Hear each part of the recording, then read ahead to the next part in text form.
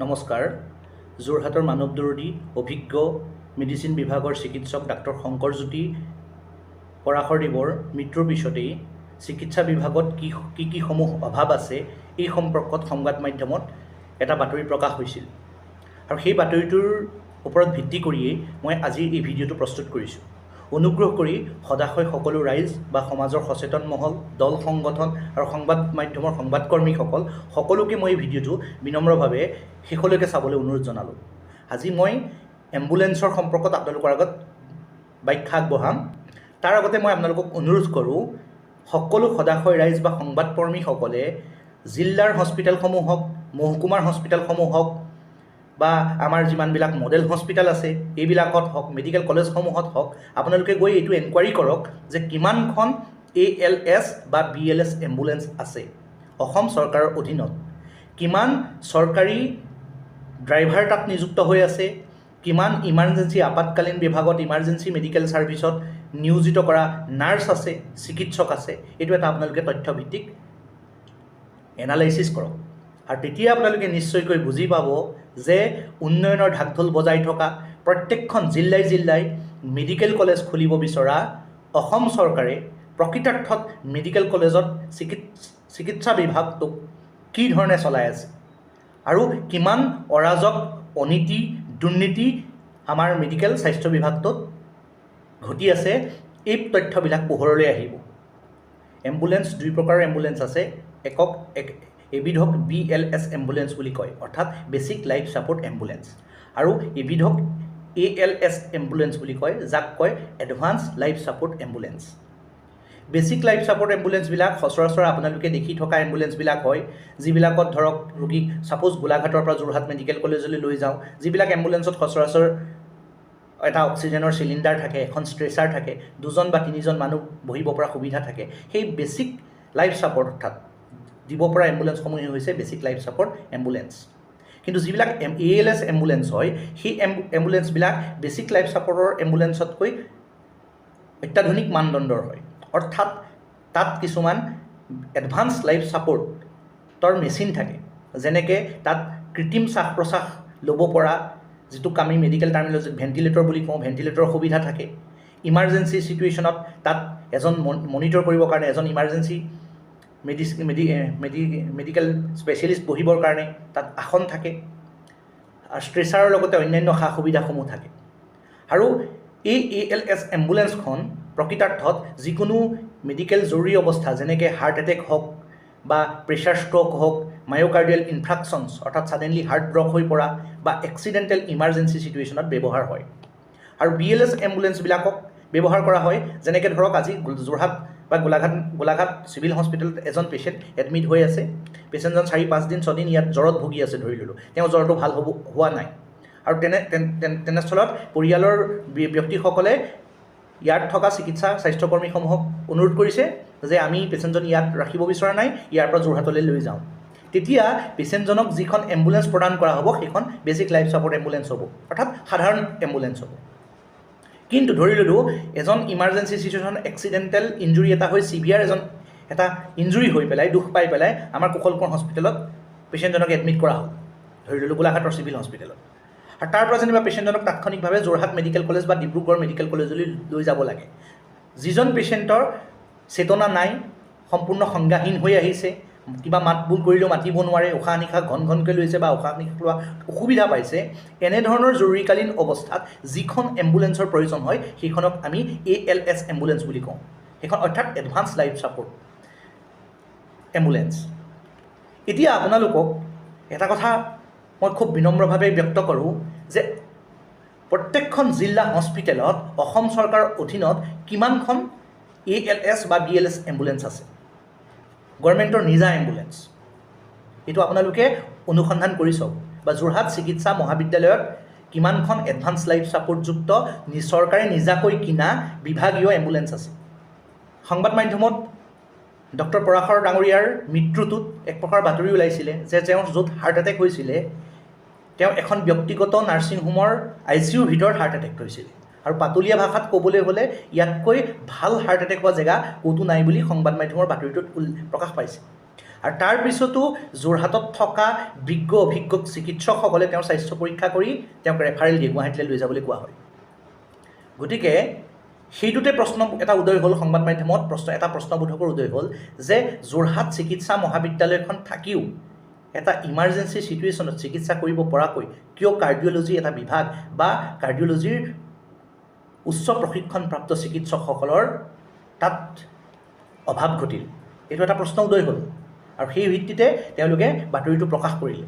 যদি এজন চিকিৎসকে, বিজ্ঞ জ্যেষ্ঠ মেডিচিনৰ চিকিৎসক এজনে যদি হাৰ্ট এটেক হৈ এনেধৰণৰ সুবিধা যোৰহাটত লাভ কৰিব নোৱাৰি তেওঁক যদি গুৱাহাটীলৈ লৈ যাবলগীয়া হয়, তেনেহ'লে সাধাৰণ মানুহৰ ক্ষেত্ৰত কি হ'ব, এইটো প্ৰশ্ন উদয় হ'ল। আৰু সৰ্বসাধাৰণ সকলো মানুহৰ মনলৈ এনেধৰণৰ প্ৰশ্ন আহিব। এতিয়া আমি এম্বুলেন্স ফেচিলিটিৰ কথা যদি ক'বলৈ যাম, তেতিয়াহ'লে যিকোনো ধৰণৰ অধ্যুষিত ভিতৰুৱা অঞ্চলবিলাকত যিকোনো মানুহৰ লগতে হাৰ্টৰ জনিত সমস্যা, হাৰ্ট এটেক বা মায়োকাৰ্ডিয়েল ইনফ্ৰাকশ্যন যিটো মই উল্লেখ কৰিলোঁ, বা ষ্ট্ৰ'ক এটেক বা এক্সিডেণ্টেল ট্ৰমা হ'ব পাৰে। আৰু তাৎক্ষণিকভাৱে সেই সময়ত ইমাৰ্জেঞ্চিত ডায়েল কৰি এখন এম্বুলেন্স সেই অঞ্চলটোলৈ বা পঠাই দিবলগীয়া প্ৰয়োজন হয়। কিন্তু যদি অসম চৰকাৰৰ অধীনত উন্নত প্ৰযুক্তিৰ ALS বা BLS এম্বুলেন্সসমূহ নাথাকে, তেনেহ'লে ছেফলি এজন ৰোগীক এখন হস্পিটেলৰ পৰা আন এখন হস্পিটেললৈ কেনেকৈ ট্ৰান্সফাৰ কৰিব, কেনেকৈ লৈ যাব? আপোনালোকে ভাবি চাওকচোন। আজি 21শ শতিকাত ডে বাই ডে আমাৰ মেডিকেল ছায়েন্সৰ ইম্প্ৰুভমেণ্ট হৈ গৈছে, নিউ ৰিচাৰ্চ, নিউ প্ৰজেক্ট, বহুত কিবা কিবি উত্তৰণ ঘটিছে। আজি ৰবটিক্স ইউজ কৰি পেলাই ৰবটিক চাৰ্জাৰী কৰা হৈছে। এটা আমূল পৰিৱৰ্তন ঘটিছে মেডিকেল ছায়েন্সত সকলো বিভাগতে। কিন্তু আমি আজি 80, 70, 90 দশকৰ পৰা কণ্টিনিউৱাছলি ৰেফাৰেলি দি থাকিমনে? যিকোনো এটা ইমাৰ্জেঞ্চি চিটুৱেশ্যন আহি পৰিব, জাষ্ট ৰেফাৰটো গুৱাহাটীলৈ পঠিয়াই দিয়া হৈছে। এইটোতো ভাবিবলগীয়া কথা, আচৰিত কথা। আৰু আমাৰ মাননীয় মুখ্যমন্ত্ৰী ডাঙৰীয়াই যলৈকে নাযায়, য'তে নাযায় প্ৰচাৰ কৰি আহে। আজি মাজুলীত মেডিকেল কলেজ প্ৰতিষ্ঠা কৰা হ'ব, চৰাইদেউত মেডিকেল কলেজ প্ৰতিষ্ঠা কৰা হ'ল, ধুবুৰীত মেডিকেল কলেজ প্ৰতিষ্ঠা কৰা হ'ল, নগাঁৱত মেডিকেল কলেজ প্ৰতিষ্ঠা কৰা হ'ল, গোলাঘাটত মেডিকেল কলেজৰ নিৰ্মীয়মান অৱস্থাত চলি আছে। প্ৰত্যেকখন জিলাতে এখন এখন medical college, like a arts and science college. কিন্তু এখন পূৰ্ণাংগ ৰূপৰ যদি মেডিকেল কলেজ থাকে জিলাখনত, ধৰি ল'লোঁ, তাত এটা কাৰ্ডিঅ'লজিৰ নিচিনা এটা ইম্পৰ্টেণ্ট বিভাগ পূৰ্ণাংগ ৰূপত কিয় থাকিব নোৱাৰে? এইটো মই বিচাৰোঁ সমাজৰ সচেতন মহলৰ প্ৰত্যেকজন ব্যক্তি আৰু সংবাদ মাধ্যমৰ প্ৰত্যেকজন কৰ্মীয়ে এইটো প্ৰশ্ন কৰা উচিত।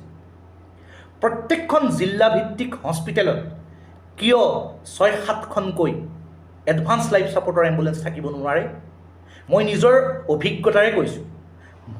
এজন মোৰ পৰিয়ালৰ ৰিলেটিভৰ ছাডেন হাৰ্ট এটেক হোৱাৰ ফলত তাৎক্ষণিকভাৱে গোলাঘাট চিভিল হস্পিটেললৈ লৈ অহা হ'ল। তাৰপিছতো কিন্তু গোলাঘাট চিভিল হস্পিটেলত ALS এম্বুলেন্স নথকাৰ কাৰণে নাম উচ্চাৰণ নকৰাকৈ মই ক'ব বিচাৰিছোঁ, এখন ব্যক্তিগত নাৰ্ছিং হোমৰ এখন এডভান্স লাইফ ছাপোৰ্ট থকা এম্বুলেন্স মই ব্যৱস্থা কৰি দি ইয়াৰ পৰা পেচেণ্টক যোৰহাট মেডিকেল কলেজলৈ ৰেফাৰ দিছিলোঁ। কিন্তু দুখৰ কথা, পেচেণ্টজনৰ বাটতেই পৰলোকপ্ৰাপ্তি হ'ল। ধৰি ললোঁ গোলাঘাট জিলাৰ যিকোনো এটা অঞ্চলৰ, আজি উৰিয়ামঘাট হওক, মেৰাপানী হওক, সৰুপথাৰ হওক, দেৰগাঁও হওক, বোকাখাট হওক, যিকোনো এটা অঞ্চলত যিকোনো এজন মানুহৰ যেতিয়াই তেতিয়া এটা ইমাৰ্জেঞ্চি চিটুৱেশ্যন আহি পৰিব পাৰে, মেডিকেল ইমাৰ্জেঞ্চি, যিকোনো এটা চিভিয়াৰ এক্সিডেণ্ট হ'ব পাৰে। তেনেস্থলত মহকুমাসমূহৰ হস্পিটেলসমূহত নাই বুলিও কমেও এখনকৈ ALS এডভান্স লাইফ ছাপোৰ্ট এম্বুলেন্সৰ প্ৰয়োজন হয় নহয়? আপোনালোকে ভাবি চাওকচোন। ডিষ্ট্ৰিক্ট হস্পিটেলখনত নাই বুলি কমেও 3-4খন এডভান্স লাইফ ছাপোৰ্ট এম্বুলেন্সৰ প্ৰয়োজন হয় নহয়? আপোনালোকে ভাবি চাওকচোন। ধৰি ল'লোঁ আজি গোলাঘাট জিলাৰ উৰিয়ামঘাটত কিবা এটা অপ্ৰীতিকৰ ঘটনা ঘটিল, চিভিয়াৰ এটা এক্সিডেণ্ট হ'ল, বা মানুহ এজনৰ হাৰ্ট এটেক হ'ল, বা আজি সৰুপথাৰত হ'ল, তাৰ পৰা ৰেফাৰেল দিলে গোলাঘাট চিভিল হস্পিটেললৈ। কিন্তু যদি এডভান্স লাইফ ছাপোৰ্ট এখন এম্বুলেন্সত পেচেণ্টজনক কেৰি কৰা নহয়, তেতিয়া তাৎক্ষণিকভাৱে বাটতে তেওঁৰ মৃত্যু ঘটিব পাৰে। আচলতে সচেতন মহলে বা ৰাইজে এই কথাবিলাকৰ বৰ্তমান সময়ত কিন্তু চিন্তা চৰ্চা কৰাৰ প্ৰয়োজন আছে। আৰু সংবাদ মাধ্যমৰ কৰ্মীসকলেও এই বস্তুবিলাকৰ ওপৰত চকু দিয়া উচিত বুলি মই ভাবোঁ। 4.5 বছৰ এক্সটেনচিভলি অধ্যয়ন কৰাৰ পিছত আৰু 1 বছৰ ইণ্টাৰ্ণশ্বিপ কৰাৰ পিছত এজন চিকিৎসক হ'ব পৰা যায়। আৰু এজন চিকিৎসক হ'বলৈ যাওঁতে মেডিকেলৰ যিমানটা বিভাগ আছে, ক্লিনিকেল এণ্ড নন ক্লিনিকেল, সকলো বিভাগত সকলো ছাবজেক্ট অধ্যয়ন কৰি প্ৰত্যেকটো বহিৰ্বিভাগত ইণ্টাৰ্ণশ্বিপ কৰিহে এজন সফল চিকিৎসক হ'ব পাৰি। যদি এখন মেডিকেল কলেজত এটা পূৰ্ণাংগ ৰূপৰ ডিপাৰ্টমেণ্ট নাথাকে, তেনেহ'লে সেই মেডিকেলসমূহত যিসকল অধ্যয়নৰত ছাত্ৰ ছাত্ৰী আছে, তেওঁলোক তেওঁলোকে সেই বিভাগটোত পৰিপক্ক হৈ এজন দক্ষ চিকিৎসক হ'ব পাৰিবনে? ৰাইজ, এই প্ৰশ্নটো মই আপোনালোকৰ ওপৰত এৰিছোঁ। গতিকে অজস্ৰ মেডিকেল কলেজ খুলি ৰাইজৰ ভেকু ভাওনা কৰাতকৈ সাম্প্ৰতিক সময়ত যিকেইখন মেডিকেল কলেজ আছে সেই মেডিকেল কলেজসমূহত যিখিনি ইমাৰ্জেঞ্চি ডিপাৰ্টমেণ্টৰ প্ৰয়োজন বা যিখিনি ছুপাৰ স্পেচিয়েলিটি ডিপাৰ্টমেণ্টৰ প্ৰয়োজন পূৰ্ণাংগ ৰূপত এখন মেডিকেল কলেজ সৃষ্টি কৰিলে শিক্ষাৰ মানদণ্ডৰ লগতে অজস্ৰজনৰ উপকাৰ নহ'বনে? এই প্ৰশ্নবিলাক পোনপটীয়াকৈ ৰাইজে প্ৰশ্ন কৰা দৰকাৰ। কিন্তু মাননীয় মুখ্যমন্ত্ৰী ডাঙৰীয়াই যলৈকে যায় এখন মেডিকেল কলেজৰ প্ৰতিশ্ৰুতি দি আহে। এতিয়া তেওঁ প্ৰত্যেক ডিষ্ট্ৰিক্টে এখন মেডিকেল কলেজৰ প্ৰতিশ্ৰুতি দিছে। এইটো গতিত থাকিলে প্ৰত্যেক ডিভিজনে এখন মেডিকেল কলেজ খুলিব পৰা হ'ব। এখন মেডিকেল কলেজক পূৰ্ণাংগ ৰূপত খোলাটো ইমান সহজ কথা নহয়। অজস্ৰ ডিপাৰ্টমেণ্ট লাগিব, অজস্ৰ ষ্টাফৰ প্ৰয়োজন হ'ব। Clinical, non clinical, medical, non medical, paramedical, যথেষ্ট ষ্টাফৰ প্ৰয়োজন হ'ব। মই যি এডভান্স লাইফ ছাপৰ্টৰ, বেছিক লাইফ ছাপৰ্টৰ এম্বুলেঞ্চৰ কথা ক'লোঁ, এই এম্বুলেঞ্চসমূহ চৰকাৰে নিজেই ক্ৰয় কৰিব লাগে নিশ্চয়কৈ। কিন্তু চৰকাৰে নিবিদা দিয়ে, এজেঞ্চিক দিয়ে এইবিলাক। মুঠতে এখন মডেল হস্পিটেল বুলি ক'লে কি বুজিব লাগিব? য'ত মেডিকেল চিকিৎসাৰ সকলো সা সুবিধা উপলব্ধ হ'ব। কিন্তু এই বছৰ জানুৱাৰী মাহৰ 24 তাৰিখে প্ৰায় 54 লাখ টকাৰ এটা নিবিদা প্ৰকাশ পাইছে, য'ত সেই মডেল হস্পিটেলখনৰ কাৰণে এখন এডভান্স লাইফ ছাপৰ্টযুক্ত এম্বুলেঞ্চ, এখন ডেড বডি কঢ়িওৱা ভেন আৰু 2খন বেছিক লাইফ ছাপৰ্টযুক্ত এম্বুলেঞ্চৰ প্ৰয়োজন। আৰু সেইটো কাৰণে এজেঞ্চিত গভৰ্ণমেণ্টে সেইটো নিবিদা আকাৰে প্ৰকাশ কৰিছে যে এজেঞ্চিৰ পৰা ল'ব বিচাৰিছে। আৰু তাত তেওঁলোকে কিছুমান নৰ্মছ বান্ধি দিছে যে এম্বুলেঞ্চখন 3 বছৰ বা 4 বছৰতকৈ বেছি পুৰণা হ'ব নোৱাৰে। যি 2খন বেছিক লাইফ ছাপৰ্টৰ এম্বুলেঞ্চ লৈছে সেইকেইখন মডেল হস্পিটেলখনতে থাকিব। কিন্তু যোনখন এডভান্স লাইফ ছাপৰ্টযুক্ত মডেল এম্বুলেঞ্চ লৈছে তাত আকৌ মেডিকেল হস্পিটেলৰ ইমাৰ্জেঞ্চিত থকা ডক্টৰজনে ফোন কৰিব। পেচেণ্টৰ যেতিয়া হাৰ্ট এটেক হ'ব, কিবা ইমাৰ্জেঞ্চি চিটুৱেশ্যনত আহিব, নৰ্মছ বান্ধি দিয়া হৈছে। মোৰ হাতত তথ্য আছে, তথ্য ভিত্তিকত মই এইটো কথা কৈছোঁ। এনেকুৱা নাই যে 30 মিনিটৰ ভিতৰত কিন্তু এম্বুলেঞ্চখন আহি পেলাই পাব লাগিব মডেল হস্পিটেলখনত। বা ভাবি চাওকচোন, চৰকাৰৰ প্ৰত্যেকজন আমোলা বিষয়া মন্ত্ৰীৰে 40 লাখ 50 লাখ টকীয়া গাড়ী লৈ ঘূৰি ফুৰিব পাৰে, আচৰিত কথা। কিন্তু 19 লাখ 20 লাখ 15 লাখ টকীয়া এখন নিজা চৰকাৰৰ এম্বুলেঞ্চ কিনিবলৈ পইচা নাই। চৰকাৰ দেউলীয়া, দুখীয়া। আৰু পাব্লিক মিটিঙত, গেডাৰিঙত মাননীয় মুখ্যমন্ত্ৰী ডাঙৰীয়াই শিৰ ফুলাই পেলাই চিঞৰি কয় যে আজি স্বাস্থ্যখণ্ডৰ আমূল পৰিৱৰ্তন ঘটিছে। যিহেতু নিবিদা আকাৰে প্ৰকাশ কৰি এম্বুলেঞ্চ কেইখন লোৱা হ'ব, তাৰ ভিতৰত ALS লাইফ ছাপৰ্টৰ যিখন এম্বুলেঞ্চ হ'ব সেইখন অন কলহে আহিব। মানে এইটো দ্বাৰা বুজোৱা হৈছে যে হাৰ্ট এটেক হ'ব ৰোগীজনৰ, হাৰ্ট এটেক হৈ পেলাই ৰোগীজনে কিন্তু আধা ঘণ্টা ৱেইট কৰিব লাগিব, আধা ঘণ্টাৰ ভিতৰত পাব লাগিব। আধা ঘণ্টাতকৈ লেট কৰিব নোৱাৰিব। তেতিয়া বিভাগীয়ভাৱে একশ্যন হ'ব এজেঞ্চিটোৰ ওপৰত, বা যোনে নিবিদাত মানে চান্স পাব এম্বুলেঞ্চ দিবৰ কাৰণে এজেঞ্চিয়ে, তাৰ ওপৰত একশ্যন হ'ব। কিন্তু আধা ঘণ্টালৈকে ৰোগীয়ে ৱেইট কৰিব পাৰিব। আৰু হাৰ্ট এটেক হোৱাৰ পিছত হাৰ্ট এটেকে ৰখি থাকিব যে আধা ঘণ্টা এম্বুলেঞ্চ মাতিছে, ৰেফাৰ কৰি মডেল হস্পিটেলৰ পৰা গুৱাহাটীৰ বেলেগ টাই আপ থকা হস্পিটেললৈ লৈ যাবৰ কাৰণে এই এম্বুলেঞ্চখন অহা সময়লৈকে আমি বেমাৰটো আগ নাবাঢ়োঁ, ৰখি থাকিম। আচৰিত নালাগেনে ভাবিলে? কিন্তু প্ৰত্যেকজন আমোলা বিষয়াৰ ঘূৰিব ফুৰিবৰ কাৰণে 50 লাখ টকীয়া 60 লাখ টকীয়া গাড়ী, মন্ত্ৰী ডাঙৰীয়াসকলৰ হাতত ডাঙৰ গাড়ী, বেগম গাড়ী, এইবিলাকত খৰচ কৰিব পাৰে। কিন্তু এখন এম্বুলেঞ্চ, এডভান্স লাইফ ছাপৰ্টযুক্ত এম্বুলেঞ্চ ল'বৰ কাৰণে 2খন বেছিক লাইফ ছাপৰ্টৰ 15 লাখ 10 লাখ টকীয়া এখন এম্বুলেঞ্চ কিনিবৰ কাৰণে চৰকাৰৰ হাতত টকা নাই। স্বাস্থ্য বিভাগ দেউলীয়া, নিবিদা আকাৰে প্ৰকাশ কৰি এজেঞ্চিৰ পৰা ল'ব লাগে। ভাবি চাওকচোন এটা কথা, যদি এই এম্বুলেঞ্চসমূহ চৰকাৰৰ নিজা থাকিলেহেঁতেন, প্ৰত্যেকখন ডিষ্ট্ৰিক্ট হস্পিটেলত 5খন 10খনকৈ এম্বুলেঞ্চ থাকিলেহেঁতেন, ইয়াত ড্ৰাইভাৰ হিচাপে কিমান ল'ৰা ছোৱালী নিযুক্তি পালেহেঁতেন, ইমাৰ্জেঞ্চি মেডিচিন বিভাগত কিমান ধৰণৰ চিষ্টাৰ, নাৰ্ছ সংস্থাপিত হ'লহেঁতেন, কিমান ধৰণৰ ইমাৰ্জেঞ্চি মেডিচিন পঢ়া চিকিৎসকে সংস্থাপিত হ'লহেঁতেন, চাকৰি পালেহেঁতেন। এইবিলাক ৰাইজে আচলতে প্ৰশ্ন কৰা দৰকাৰ, সচেতন মহলে প্ৰশ্ন কৰা দৰকাৰ বুলি মই ভাবোঁ।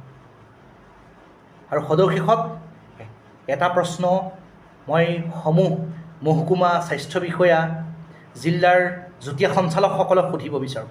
আপোনালোকে যেতিয়া মেডিকেল কলেজত ছাত্ৰ আছিলে তেতিয়াহ'লে আজি ঠিক মোৰ দৰে আপোনালোকেও পৰীক্ষা দি পাছ কৰি আহিছিল, আপোনালোকেও এইবিলাক প্ৰশ্নৰ সন্মুখীন হৈ আহিছে। বা আজি মেডিকেল কলেজত থকা কৰ্মৰত প্ৰত্যেকজন সন্মানীয় প্ৰবক্তাক মই এই কথাটো সুধিব বিচাৰোঁ। যেতিয়া আপোনালোকে এডভান্স লাইফ ছাপৰ্ট সম্পৰ্কত বা বেছিক লাইফ ছাপৰ্টসমূহৰ সম্পৰ্কত এক্সামিনাৰ হিচাপে যেতিয়া ছাত্ৰ ছাত্ৰীসকলক প্ৰশ্ন সোধে আৰু যদি ছাত্ৰ ছাত্ৰীসকলে এডভান্স লাইফ ছাপোৰ্ট সম্পৰ্কত ক'বলৈ গৈ যে এই প্ৰশ্নটো কৰে যে ইমাৰ্জেঞ্চি এজন পেচেণ্টক ট্ৰেন্সফাৰ কৰাৰ সময়ত আমি আধা ঘণ্টা এঘণ্টা অপেক্ষা কৰিম, আমি অন কল বেচিছত এখন এম্বুলেঞ্চ মাতিম, তেতিয়ালৈকে পেচেণ্টক চিকিৎসা নকৰোঁ, আমি ৱেইট এণ্ড ৱাটছ, আমি অপেক্ষা কৰি থাকিম। ছাত্ৰ বা ছাত্ৰীগৰাকীয়ে মেডিকেল পাছ কৰিবনে? বেছি নকওঁ, জাষ্ট এইটোৱেই প্ৰশ্ন আপোনালোকে। এই প্ৰশ্নটো মই মেডিকেল কলেজৰ সন্মানীয় প্ৰবক্তাসকল, প্ৰত্যেকখন জিলাৰ যুটীয়া স্বাস্থ্য সঞ্চালক মহোদয়সকল, মহকুমাৰ স্বাস্থ্য বিষয়াসকল, এডমিনিষ্ট্ৰেটিভত থকা সকলো স্বাস্থ্য বিষয়ালে মই এই প্ৰশ্নটো সুধিব বিচাৰোঁ। বাকী একো নকওঁ, আপোনালোকে হয়তো নিশ্চয় বুজি পাইছে মই কি উদ্দেশ্যে কথাষাৰ কৈছোঁ। ধন্যবাদ।